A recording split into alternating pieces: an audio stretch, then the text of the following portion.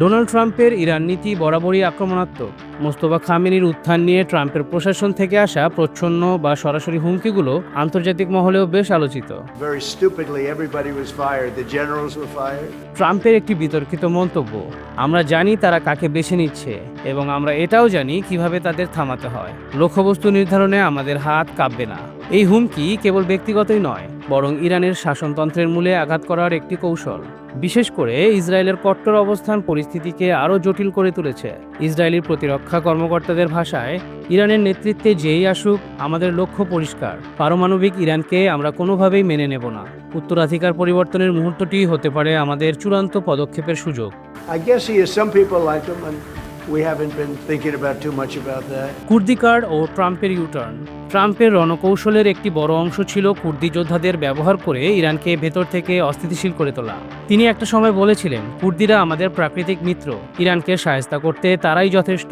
তবে বাস্তব রাজনীতিতে ট্রাম্প দ্রুতই এই অবস্থান থেকে সরে আসেন। একে অনেকেই কৌশলগত পিছুটান বললেও সমালোচকরা একে মিত্রদের প্রতি বিশ্বাসঘাতকতা হিসেবে দেখছেন। এই অস্থিতিশীল নীতি মোস্তফা খামেনির জন্য যেমন সুযোগ তৈরি করেছে, তেমনি সৃষ্টি করেছে অনিশ্চয়তাও। পরাশক্তিদের অবস্থান, চীন ও রাশিয়ার ঢাল। মোস্তফা খামেনির জন্য সবচেয়ে বড় শক্তির জায়গা হলো চীন ও রাশিয়ার সমর্থন।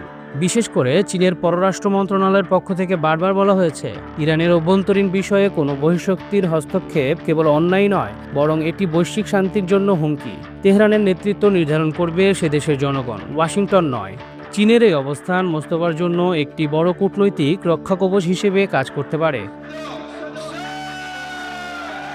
উইনস্টন চার্চিল বলেছিলেন, যুদ্ধের সময় সত্য এতটাই মূল্যবান যে তাকে মিথ্যার প্রহরী দিয়ে রক্ষা করতে হয়। মোস্তফা খামেনির সামনে এখন সেই সত্য প্রমাণেরই লড়াই। তিনি কি কেবল তার পিতার ছায়া হয়ে থাকবেন, নাকি মধ্যপ্রাচ্যের নতুন কোনো সমীকরণ জন্ম দেবেন?